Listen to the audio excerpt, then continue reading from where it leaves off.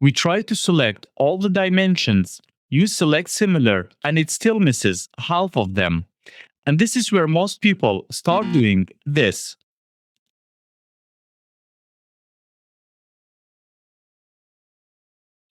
Here's how professionals actually do it. Let's type filter on our keyboard, hit enter. Here in the select filter, let's open this menu and find dimensions. Don't forget to hit add to list. Now hit apply and let's go over our entire floor plan. Hit enter.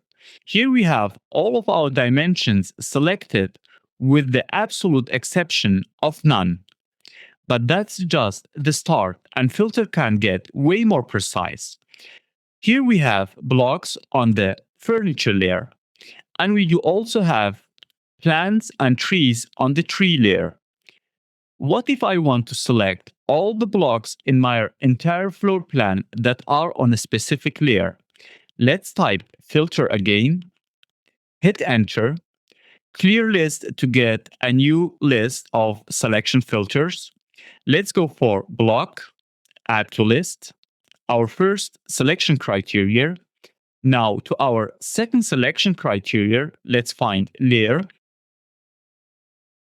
Now we need to select which layer, go for select, and here let's find the tree layer, tree 3, hit OK, add to list, and again.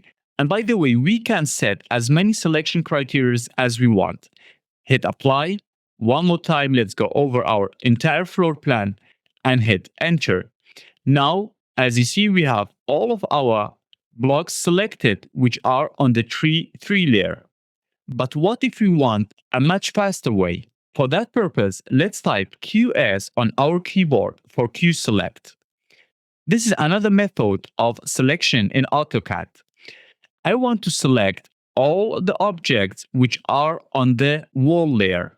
Or in other words, I want to select all my walls. I would go for layer, click on it, and here in value, search and find the wall layer. Hit OK, and automatically we get all of the objects selected which are on the wall layers. That was it for our today's tutorial. If you have any questions, let me know in the comment section below. Thanks for watching.